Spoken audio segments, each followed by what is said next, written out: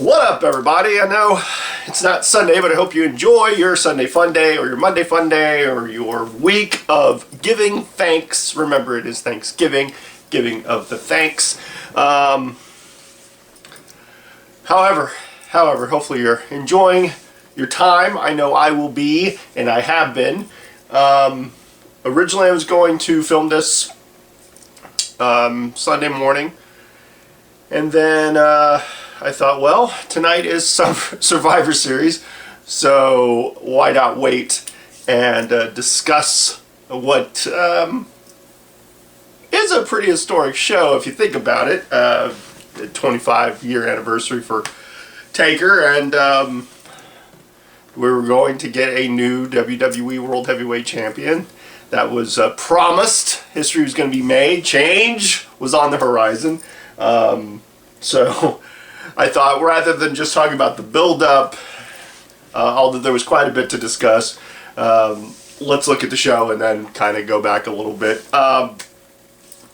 So yeah, but before I continue, let's, again, hopefully everyone has a happy Thanksgiving and whatnot and enjoys the Black Friday festivities.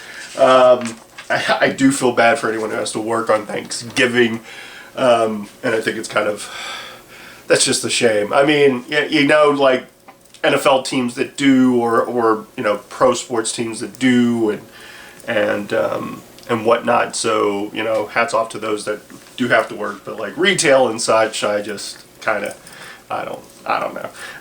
Maybe because I've just never been wrapped up in the Black Friday stuff. But anyway, I digress.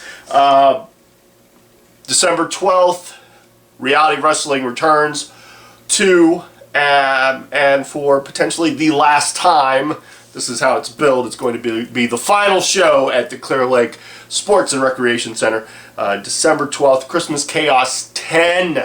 Can you believe it? I barely can. I remember being on the first one, getting to face the, you know, rest in peace Umaga.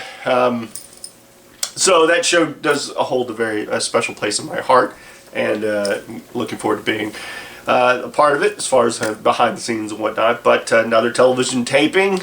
I'll get into that in a moment, but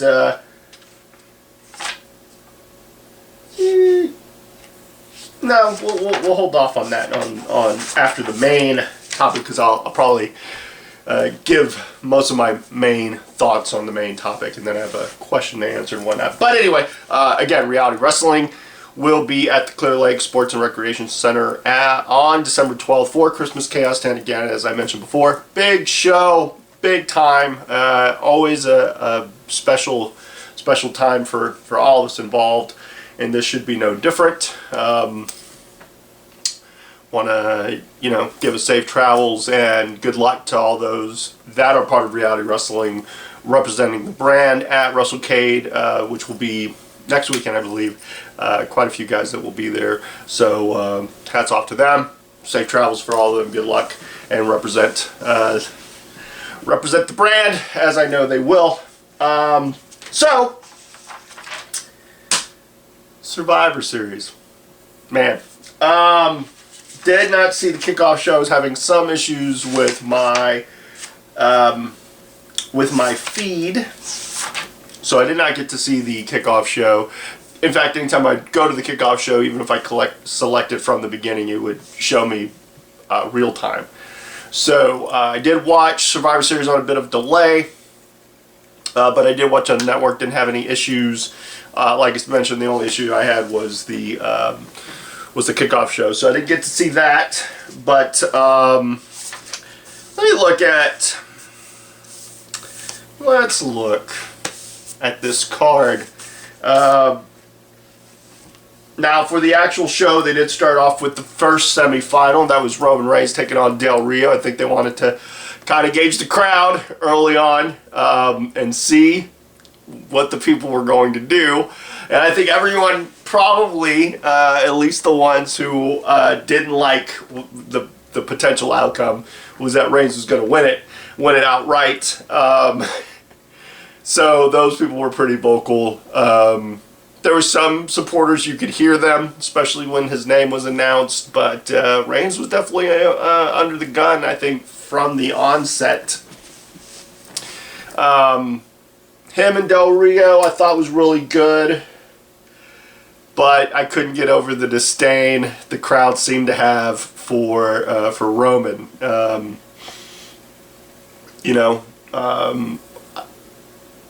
I understand that people are probably just voicing their disdain because they don't like that he's being pushed so quickly or being pushed to the moon so fast. I mean, it was 3 years ago he made his debut on the main roster, and now he's there. With the potential to win the biggest prize. So I get it, but man, that's got to be tough. At the same time, if they're making noise, that's always a good sign, at least. That would probably be WWE's rationale with, well, we can continue to push them as such, because at least they're making noise one way or the other, much like they make for Cena. And ultimately, that's what they're looking for, the next John Cena, or at least the next guy. Del Rio's had some good outings. These two were part of that Miz television segment, which I thought was pretty decent. That's what I'll do with it, kind of go back a little bit. Everyone interrupted Miz TV. I really liked R-Truth interrupting, claiming he was going to become the new WWE World Heavyweight Champion, and then realizing that he's not part of it, thanks to Miz chiming in and then apologizing. Let's see, and then anything from Raw for these two? Well, obviously, they went forward. Reigns beating Cesaro. Man, tough break for Cesaro, who got a win on SmackDown, but against The Miz, but he'll be out 4 to 6 months. Man, speedy recovery for him, I hope. Again, it doesn't necessarily need to rush back because this could benefit him. Maybe him being away will make people clamor for him. Again, it's a tough break at the time. He had such a great match with Roman on Raw. I thought that was... a lot of people thought it had potential to be match of the night or one of the match of the year candidates. I thought every match on Raw was pretty solid, top to bottom. Including Del Rio and Kallista. Just a brutal match in theirs, but a great counter by Del Rio. But nonetheless, both these guys delivered on Monday. Again, I hope for a speedy recovery for Cesaro. And that match had some highlights as well. The development continues for both guys. Trying to figure out what works, what doesn't work. Again, I think with the time away for Cesaro, he can look at the product and more importantly kind of look at himself to see what ultimately whatever holes are in his game. He just... if there is such, connecting with the crowd, I think he was starting to, especially with his physicality, and if this match was any indication of what we could see in the future for him, and you hope that, when he does return, none of the strength's really gone. You just hope he's back 100%. But him and Roman, man, lived up to the hype. I thought, just... the counters, the dry bag counter into the giant swing from Cesaro into, 2 submission counters into a Samoan drop by Roman. Both guys worked hard, and you can't really negate what they did out there. But again, Roman getting the win in the semifinal to advance to the finals. While I could say, man, it would have been great to see Del Rio get it. He is a title holder at this point. I don't think he lost anything in the loss. I thought the match was really solid. A good outing for both guys. And again, Del Rio is a champion, so he's going to progress. Hopefully they do something with that and with him moving forward. Again, the Mex America thing, it's tough. While I like to see Zeb out there, it's kind of a weird message that they're trying to convey, and I don't know if they're really sure where they want to go with it. But hopefully they figure it out. Hopefully Del Rio buys into it and they can move forward. I think again, good outing for both guys. But I don't think the next thing backstage after the win, I don't think that promo for Reigns did him any favors with that crowd, and you could, I don't know, he just didn't seem comfortable. Maybe he knew what was going to happen at the end of the night, but him nor Ambrose, that's an odd thing. Like, we're trying to maintain a brotherhood, but it's seemingly forced. At least their reactions to things are seemingly forced. You know, again, if you got a flaw in your game, you gotta fix it somehow. And unfortunately for Roman, I don't know. You know, I'm not real sure, and I'll get into that in a minute. Again, I think he's in a tough spot, but they want you in that spot. You've got to really kind of rise to the occasion, and not from a physicality standpoint, because I don't think that's where he lacks. But I think, you know, luckily Owens came out at the end of that to really save that promo, because I think that vignette backstage was not their best work for JoJo or for Ambrose. Again, he's working with what he's given. You want to put your best effort, but again, it seemingly it's tough. It's tough. Speaking of Ambrose, he was in the second semifinal with Owens. These two, again, part of that Miz TV segment I happen to like. And both in really solid matchups. I think Owens and Neville in the quarterfinal was great, dramatic roller coaster. Owens remained in the news because of the stuff with Melissa Joan Hart, which it is what it is. Whether she's referring to him or his character or the booking or any of that, it's like, man, he's knocking it out the park each and every time. And his match with Neville was pretty solid. And I thought Ambrose and Ziggler was great too. It was a good face-to-face matchup between the two. Great storytelling. Great post-match promo from Ambrose. I really enjoyed both matchups for different reasons, but all matches on the all the quarterfinal matches were really solid on Raw. As far as this one, I thought the closing sequence between Ambrose and Owens was pretty good. Eager to see if they're going to continue with these two. Obviously, Owens will have a beef with Ambrose because it cost him a chance in the finals. There would be that. There would also be the potential of that IC title, which I think Owens has done a great job kind of raising the significance of that title and the respect of it. So time will tell, but a good outing for both. So after that, you had like the traditional 5-on-5 tag team elimination match. Ryback and the Lucha Dragons and the Usos against the New Day, Sheamus and King Barrett. I really enjoyed. I really liked what Xavier had done with his hair. That was really nice. They're all comedy gold. I think the whole promo with everybody, with King Barrett and Sheamus, I thought was great. It was pretty funny. It was a good way to, kind of a strange way to eliminate the New Day. One gets taken out, so the other two go with them, and that leaves Sheamus by himself after King Barrett got eliminated. Purely 5-on-5 traditional matchup just to appease the people. I think at the same time it is one of those situations where you had opportunity to do elimination style matches or 5-on-5 or 4-on-4. Potentially you could have done something with that, but you didn't. So you kind of threw this in for the namesake, which I don't know. Sometimes you would hope that they would do something in particular with the name of that, because there's such a history of those multi-man elimination style matches, but I don't know. It was a fun little match for what it was. Told a good little story, and I don't think it foretold anything what was going to happen to Sheamus, although now you kind of wonder where they're going to go with it, in spite of what happened after the fact. Now, the next match, which I had a lot of people talking, which I think was ultimately the goal. For whatever reason they're talking about it, they're still talking about it. But this was the Divas Championship. Charlotte being the defending champion against Paige.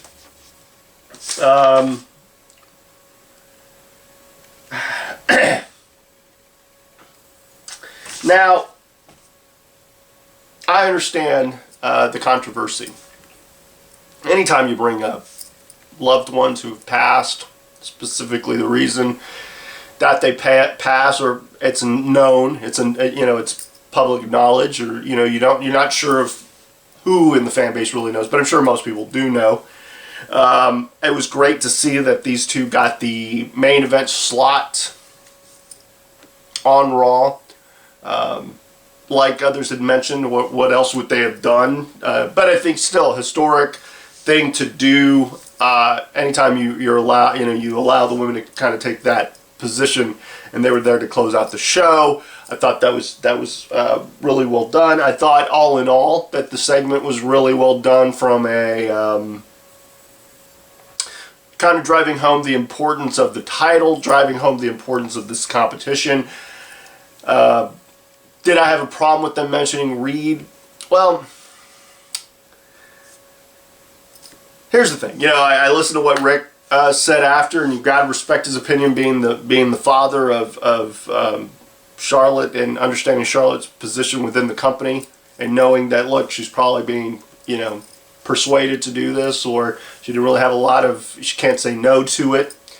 At the same time, and they have a way of probably making them do what needs to be done.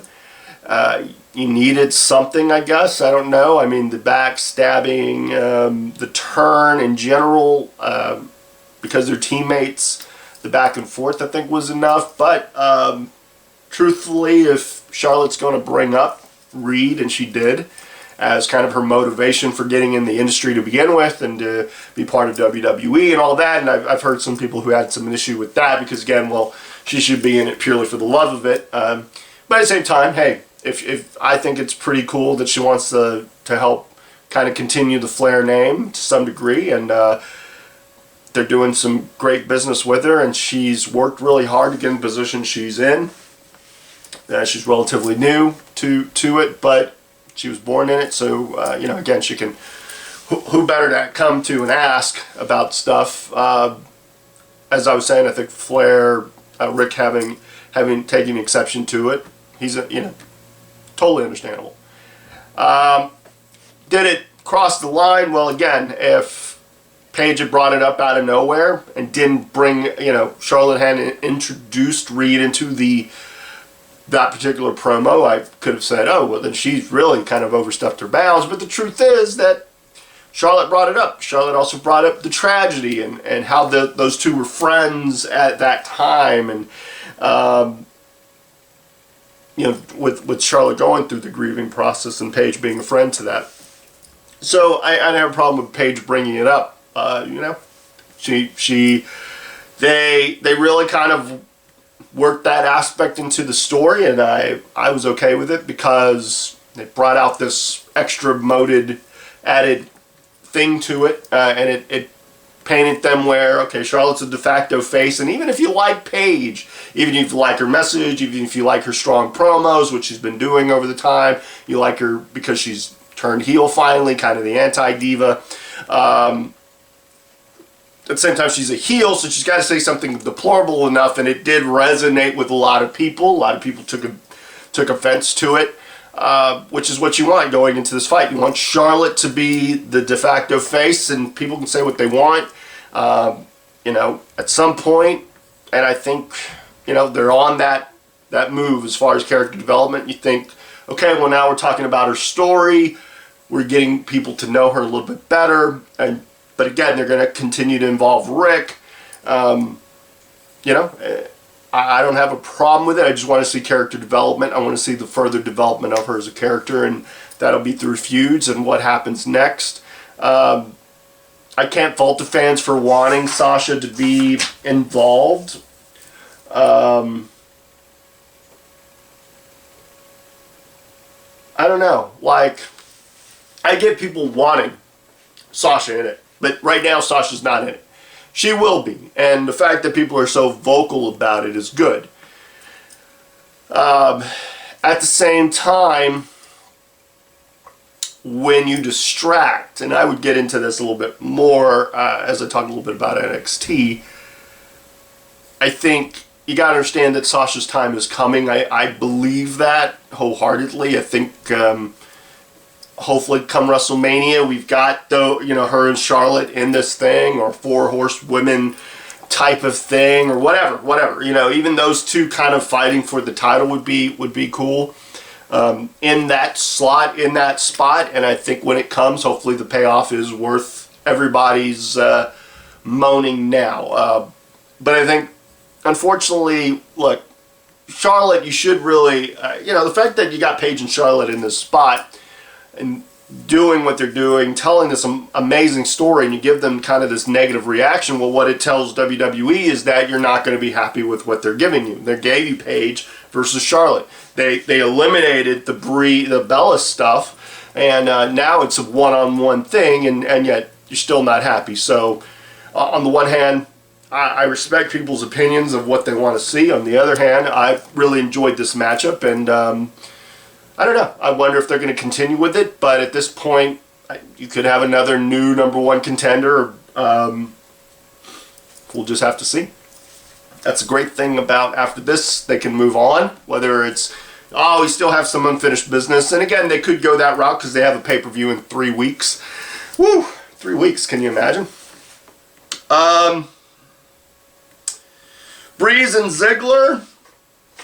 I was cool with Breeze getting the win.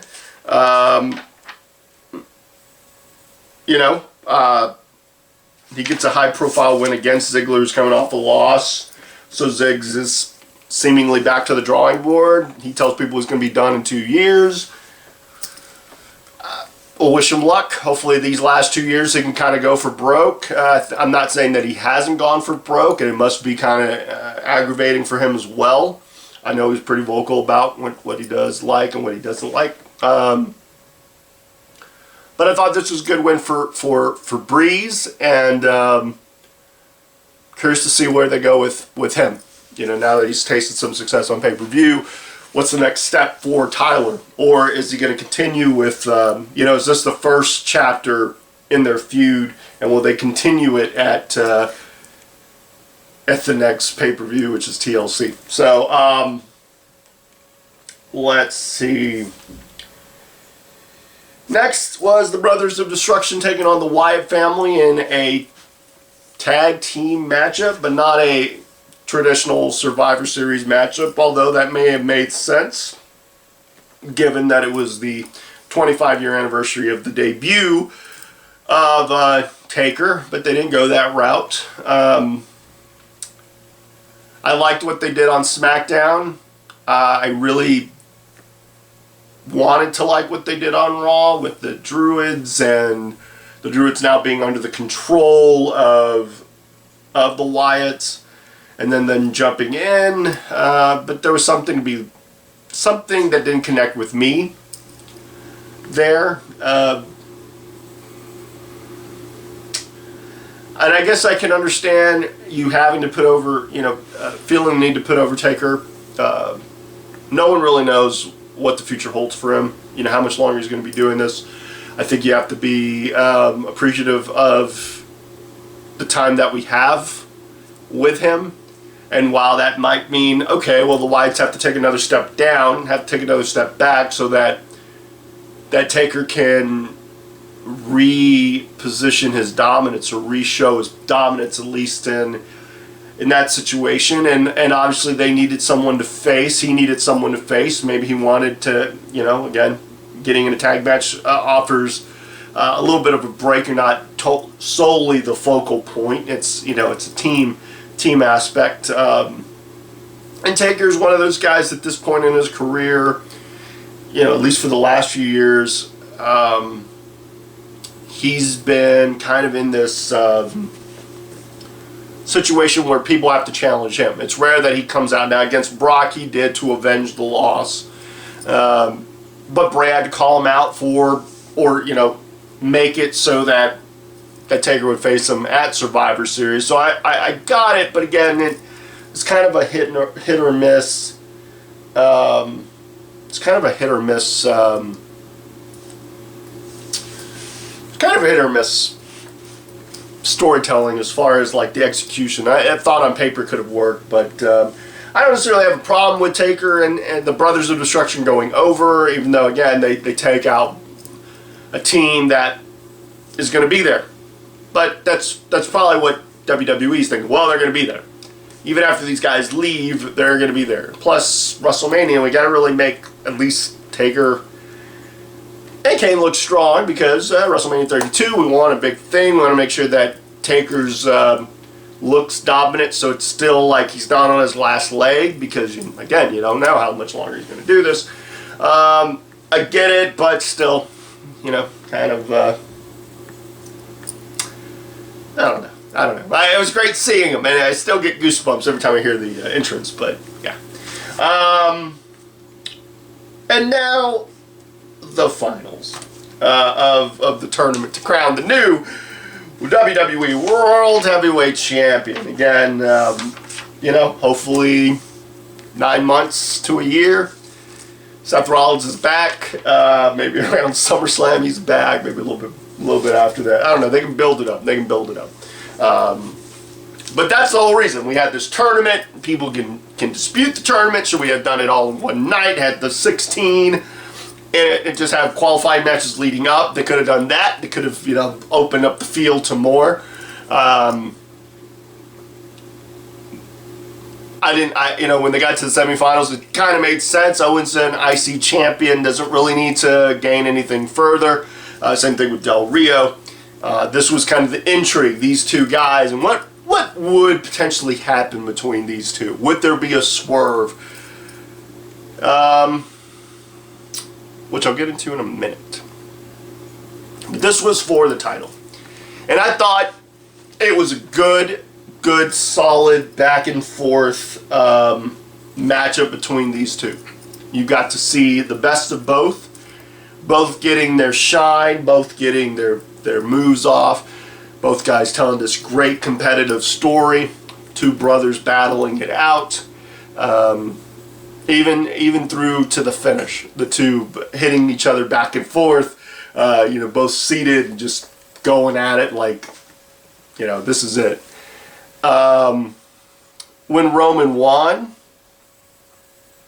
I was surprised. I thought, man, if that, because I'd heard, potentially Ambrose. I thought, man, that'd be kind of cool. Like, Ambrose gets this kind of organic, almost, frantic, much like his persona. He gets this very big, loud, boisterous response with everything that he does, and he's been so close, and anytime he's raised that title, he's kind of this great reaction. Whereas with Roman, it's always kind of this, like, people want it. He looks like an action figure. So if you're selling the product, you're selling these guys as modern day heroes, like comic books come to life, he's got the uniform. He doesn't look like, he's not just wearing jeans and a white beater. No, he is, looks like a military, this superhero, man. That's what he looks like. He's got the symbol on his chest. I mean, it is, here it is packaged for you. Good package. He got the heritage, all that. And yet the crowd just really, they want to embrace him. But when he throws out certain statements and they seem kind of like pandering and non-organic, I mean, some people are like, you can't manufacture a babyface. And then to me, I would say, but it's all manufactured. If you think about the product and the narrative and all that, John Cena is a manufactured thing. Now you take Daniel Bryan, for instance, and go, well, look at that was organic. That was organic, yes, to a large degree. But they started to pull that narrative like he's the underdog and we're going to take it from him because that gets the loudest reaction because people are going to become more and more frenzied. So when Reigns won, and he holds that title and you think, whew, okay, what's next? They got a pay-per-view in a couple of weeks. There was no controversy. If they had ended like that, no swerve. That's the swerve. We had no swerve, and they hold off on who potentially is going to be the next in line. Because right now he just beat some of the top guys that he would face, And yeah, you can have some mad declaration, but the truth is, what would you do? And what would people be talking about coming out of it? Would you throw a lot of heat his way? Now, I understand people who say, hey, Roman should turn. And there's some valid arguments for that. And I would say, you're probably right. He should go the Rocky route. He should do what John never did. In the face of that negative reaction that Roman is getting, why not just be like, you know what, I'm not going to be like the guy that was before. This isn't working. You're just going to have to learn to love it. This is what you want, whether you like it or not. Like, maybe if he took a different approach to it. Or maybe if he did shake Triple H's hand and be like, fine, I'll be your guy. I think they've tried everything because they ultimately see him and his marketability at this point as being, we need him as a babyface. Whether you like it or not, he gets, from certain towns and from certain people, he gets a reaction. We'll see how the reaction. It was pretty light reaction when he won it. So, bring Hunter out. I thought, okay, well, what will they do here? And again, you could have had a turn. You could have had Hunter, come out later, before the match ended, and they could have ended it a different way, but they didn't. The swerve was, there was really no swerve. You had these two guys, they're not going to end being bitter, in a bitter feud. There was no turn. This was a straight up back and forth. So now what? When he speared him, again, I'm thinking they're thinking that's the reaction we need. But again, with what Hunter does, not just as the authority guy, and sometimes that's the problem. We know that's his character, but he's also kind of the brain trust and the father of NXT, and a lot of people like NXT. So it's one of those things like, well, we like you though, Hunter, we do. So again, what do?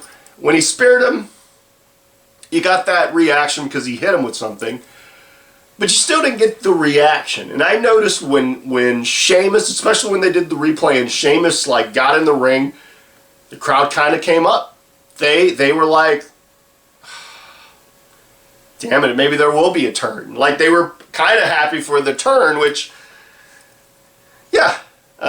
Did I see Sheamus cashing it in? Nah, because I don't really, when it comes to the cashing in the thing, it is, I don't know. It's one of those things like you can predict it. You can say it's going to happen definitely here. And there are people who didn't want him to. I'd hear people be like, there's no way. He should lose it.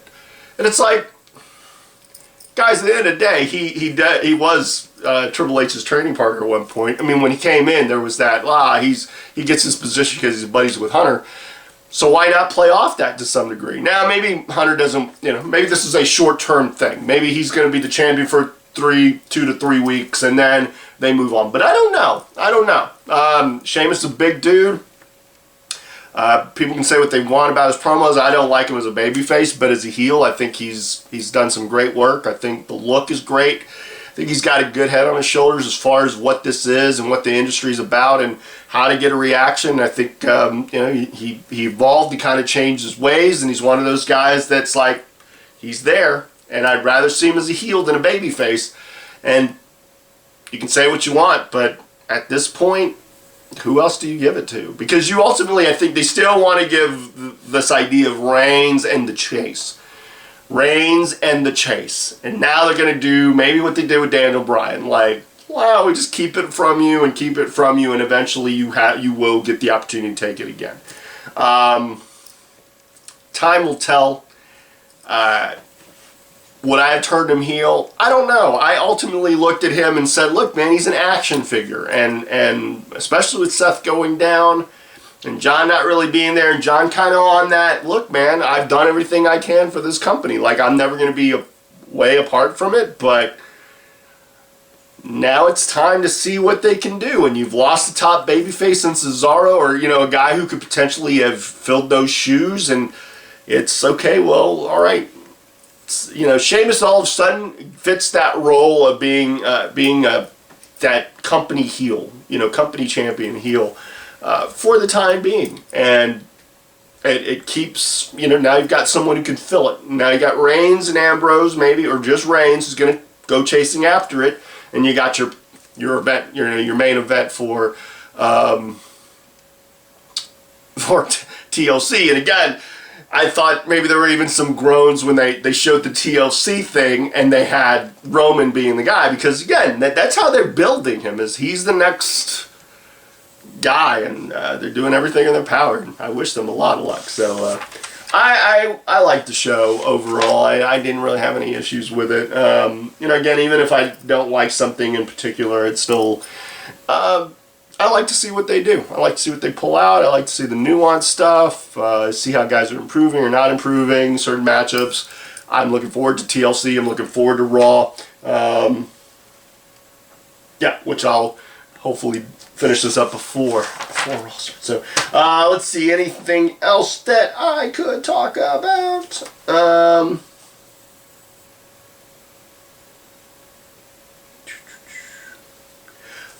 I go back to just real quick, further just expounding on the Charlotte Paige thing.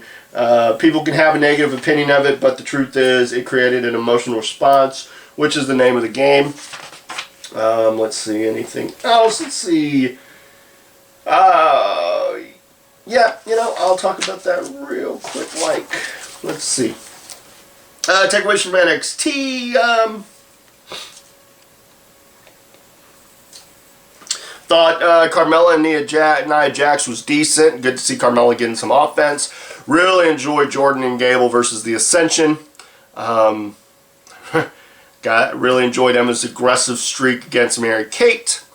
I really like the mechanics and their match psychology and their win. And I did enjoy Bayley versus Alexa Bliss.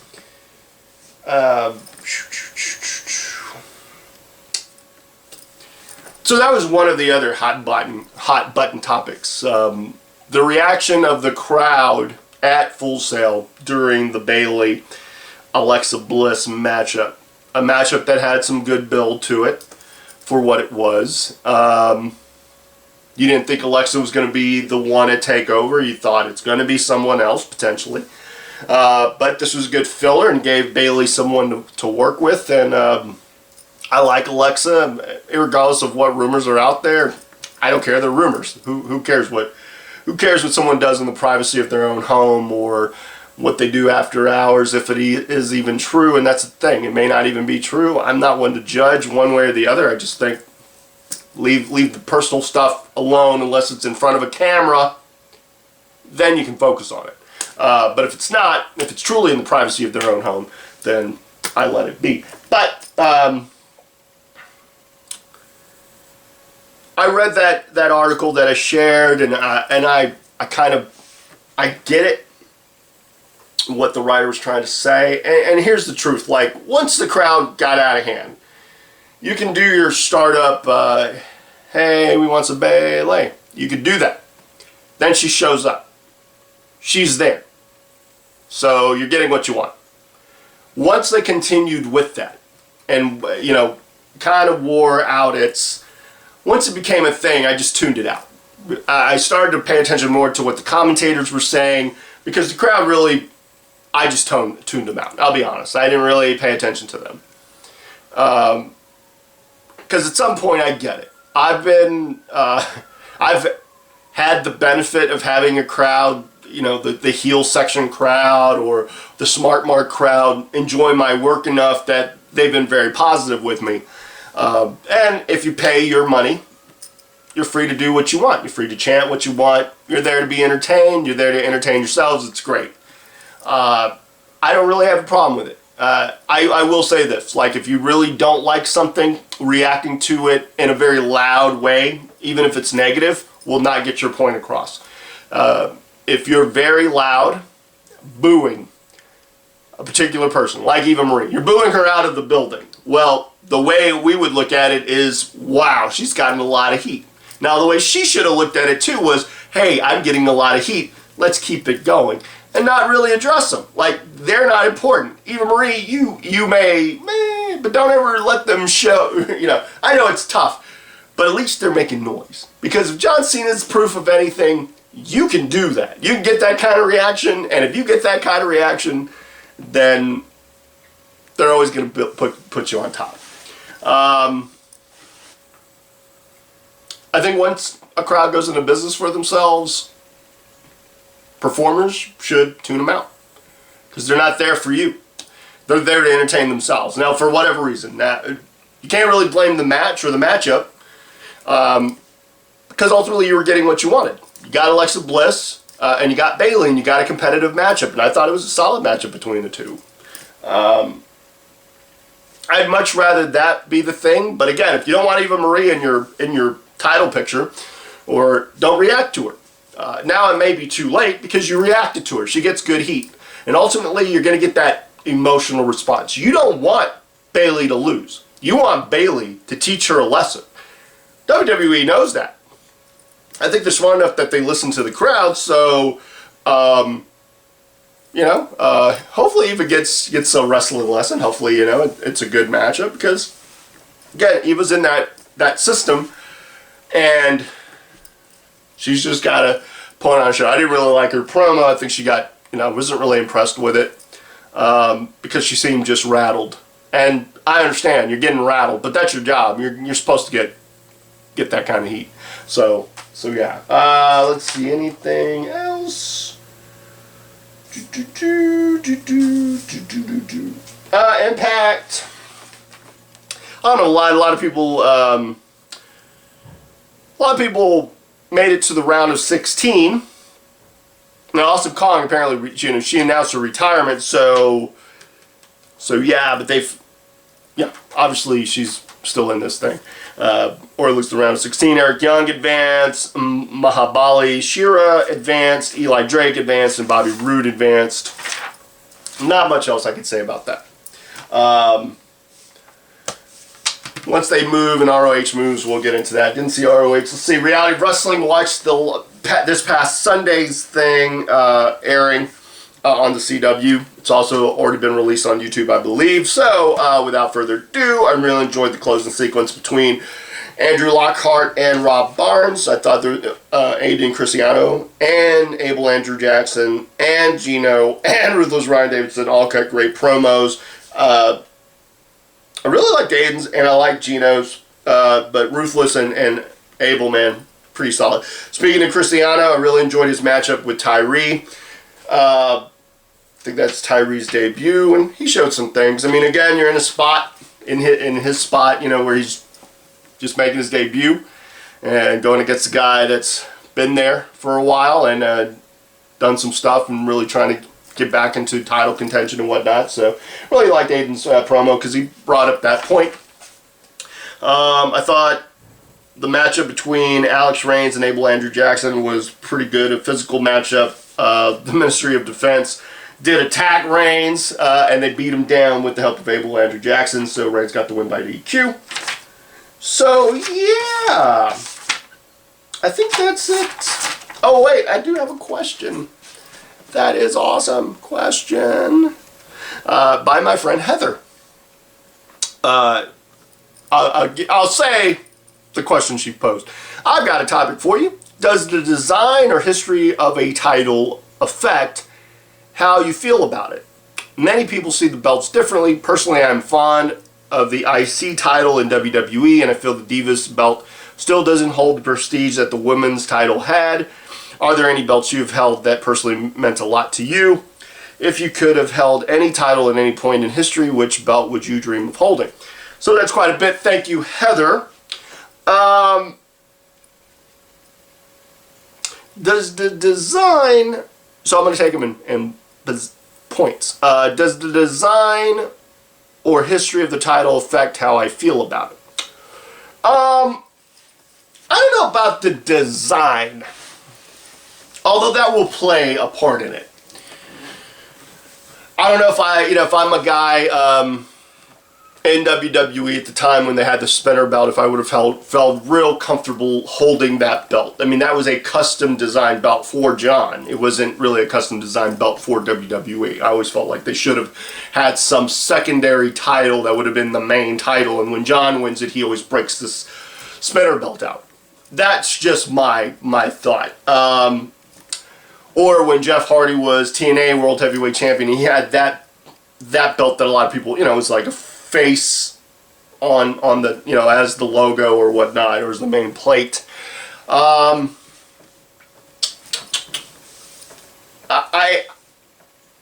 don't know. I don't know if the design really has an effect so much, although I do have personal preferences when it comes to titles. But I would say how the champion is booked will sometimes make me vary my opinion. Like, let's look at the current landscape now. Like, I understand Heather's point that the Divas title won't hold as much prestige as the women's title, but may I remind you that at one point that women's title that we all hold in high esteem at one point was made to look like a friendship locket where it's split in two with Lay Cool, and I like that faction, but they've split that title because they were co-champions. That was probably a low point for that title. The Divas title, I understand some people who have an issue with it. I would look at it this way, like they've had some long tenured people hold it, which does bode well for the prestige of the title, because it's not a title that's flipping or switching hands very often. So there's that. I think it's the connotation of the word diva that may leave a lot to be desired, because you're like, oh, women's because of this, but it's not the woman's revolution, it's the divas revolution. This is what they're packaging. They have total divas. So until further notice, the divas title is probably going to be the thing. Now, do I think a butterfly as the main plate is a good thing? No, not necessarily. I would probably do a women's title, but Charlotte could do that. That could be her next thing, like she's done with the Divas thing, and that could kind of spin it forward, because again, Divas Revolution, so on and so forth. Maybe she's going against Stephanie to some degree, even though Stephanie gave her this option, whatnot. Again, they could go in that route, or they could wait. I don't think you want to combine titles like the Divas title with the NXT Women's title. I don't think you want to do something like that, but maybe you have someone who's like, I'm going to be the woman's champion. I do like the IC title, but again, so you look at that, the tag team titles, not a big fan of the title design right now. Don't like it, especially when you have it on, in essence, a three-man group that are holding it, but you don't have three titles. But again, that's not necessarily the biggest deal. I'm a bigger fan of like the retro, like WWF style tag team titles, or even the WCW World Tag Team titles. Those, not so much these. But I'm really entertained by the group that currently holds the tag team titles in the New Day, so I'm okay with it, because I think those titles are pretty prestigious, and not just because of the New Day, but I mean, again, you had other teams that were holding it, like the Usos, and I think even, I want to say Cesaro and Kid held them at one point. I believe they did, but again, you had the primetime players, and now the New Day who've held it for a bit. And it's about the division too, but there's quite a few teams out there. The U.S. title, what John was doing with it early on was something. The better part of this year, once he got it and made it kind of this thing for people to strive, and he's putting on these great matches. That's a great way, and it actually builds prestige. But now you've got it on Del Rio, and I don't really know, because it's not. Again, it's been kind of harmed by the injury to Rollins, so hopefully moving forward they can now have an agenda for that title. Also, there is this bit of, I don't know, the way that Del Rio holds his titles, not necessarily as respectful, I would say, as John, or even Kevin Owens. Like the IC strap, when Bryan had it, there was potential there, because he wanted to be this fighting champion. And Ryback, unfortunately, due to injury, that kind of derailed it. But Owens, as of late, has been a good champ, and more importantly, shows like that belt's very important to him. And that really adds to the prestige as the champion who holds it. If they treat it like this big, important thing, or as important of a thing as possible, I think that really holds some, will help build the prestige. But both those secondary titles have taken their bits of damage over the years. So you're just hoping that the two guys that are holding it are they've got something for them, an agenda for them, so that you can kind of push that narrative moving forward. And then the WWE title, currently the World Heavyweight title, I like the design. It's, the big logo. It is about that championship. And what they've done with it so far, I've been okay with. Seth Rollins' push, and before that you had Brock who had it. And how they built him, I think, build a beast. It's had its kinds of highs and lows, but ultimately, I think it's all about who's holding it and what story they're trying to tell with it. That really has a lot to do with it, more so than the design, although there are some designs I would like. So,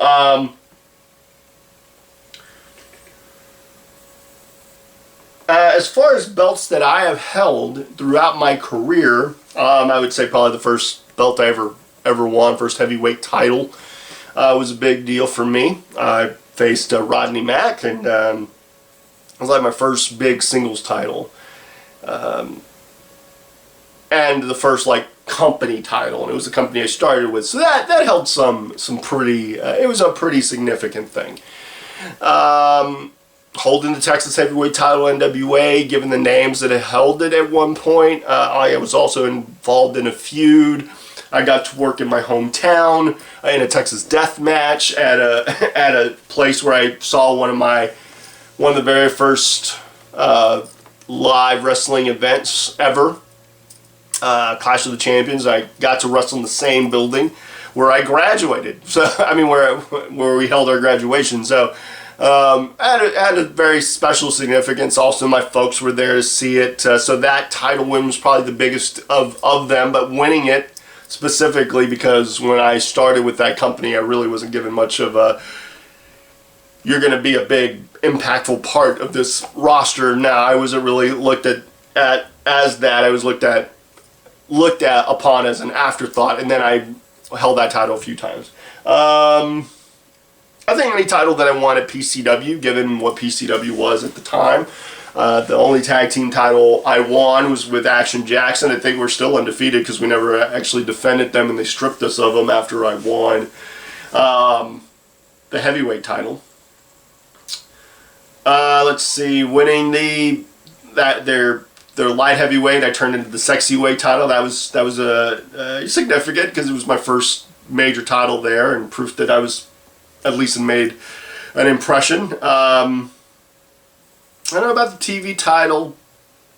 I mean, maybe once I won the tag belts, even though I never got the opportunity to hold both belts simultaneously and come in. That would have been kind of a cool thing. Winning the heavyweight title, PCW heavyweight title, when I did, the way I won it, man, was quite the night for me. Probably aside from that, probably the last runs that I had. When I won the Gulf Coast Power Pro Wrestling title, that would become the Hurricane Pro title. When I won that, beating Max the way I beat Max, kind of a couple months into my return into wrestling, that was a big deal, significant because it showed I was still a top guy. They still wanted to position me as such, and that was definitely a good, humbling experience, but I enjoyed that. Winning the Coastal Wrestling Federation belt, even though they didn't really have a belt at the time, that was probably, could have been more special, but at the time, the time frame, pretty big deal. And obviously winning the Texas All-Star Wrestling Heavyweight title was a big deal. That was one of the things I was gunning for as a goal of mine when I wanted to return. I liked the slickness of that title. So definitely one of those. I mean, I've held 20 some odd titles in my time, so they're all special to some degree. Some more than others, You know, I will say that. Like the XWO title, special at the time, I would say.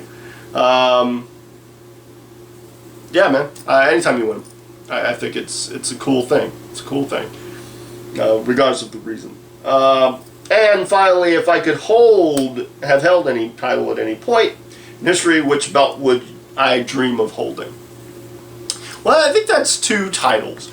I would say the World Heavyweight title, the big gold belt, WCW World Heavyweight title, the belt that Ric Flair made famous. That big belt. Still a pretty significant belt, something I mean, I've seen replicas that, if it's a really nice replica, it's like, man, that is a good belt right there. And probably my favorite of all time would be the Winged Eagle belt. Bret Hart making that one famous, or Shawn Michaels making that one famous. Like, I think Austin got to hold it for a day. You know, he had that one for a day, and then they made the switch to the more rounder version, not the Winged Eagle, but like the next evolution in that one, because it was the new era. He was marking the new era with, you know, typically that's what the belts were meant for. But the Winged Eagle belt, still a big favorite of mine, and I don't know, in part, like the TASW heavyweight title, and if you don't know what it looks like, you could probably look on my fan page for Facebook. No, I used to have it. It used to be one of my cover photos. I don't think it's my cover photo now. So my bad, but it's in my photo album. But there's one, that one kind of looks like it, so it holds a pretty special place to me. I think that's about it for now. I do believe I have spent a lot of time talking about this topic, or topics. I'm not sure what my next video is going to be. I will say this, I haven't played a whole lot. Hopefully I will get to play some over the next few days. 2K16, shortly after filming, I played a little bit. I did face Kevin Owens for the NXT title, and at this point I am the new NXT champion. So I think with that, it unlocks, now I can be on the main roster. I will say so far, the idea of being on NXT and being on Superstars, that, I guess in a perfect world, I would be like, nah, let me just stay on NXT, I don't need to be on Superstars. So I haven't defended the title, nor have I had another match since then. I've been helping my lady love with the creation of her female character that she's working on creating. It's just been a process because we just don't have a lot of time. And last video I mentioned a game I had rented from GameFly and couldn't remember the name, and I remembered as I was rewatching the video. It's Last of Us.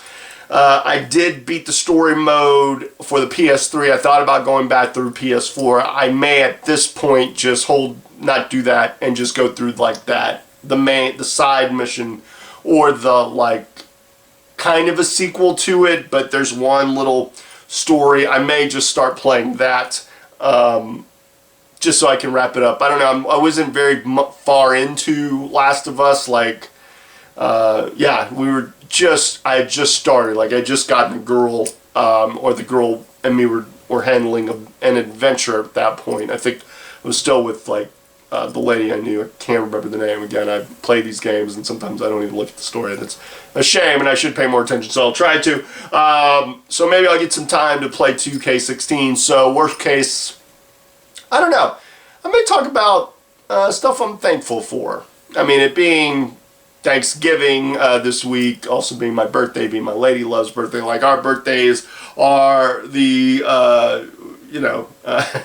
we're kind of the bread to the turkey sandwich that we'll probably be enjoying for days on end after because Thanksgiving's in the middle of ours. And then, so maybe next Sunday obviously I'll talk about what I see, the fallout from Survivor Series, quite the historic night, and we'll just go from there. But as I always like to say, stay cool, stay sexy, stay classy. Man, just enjoy your holidays. Be thankful. Just be thankful for you know, especially if you can make it through the days and deal with the craziness and prepare for Black Friday and all that. But just enjoy the journey and whatnot. And if you can, then you already are those.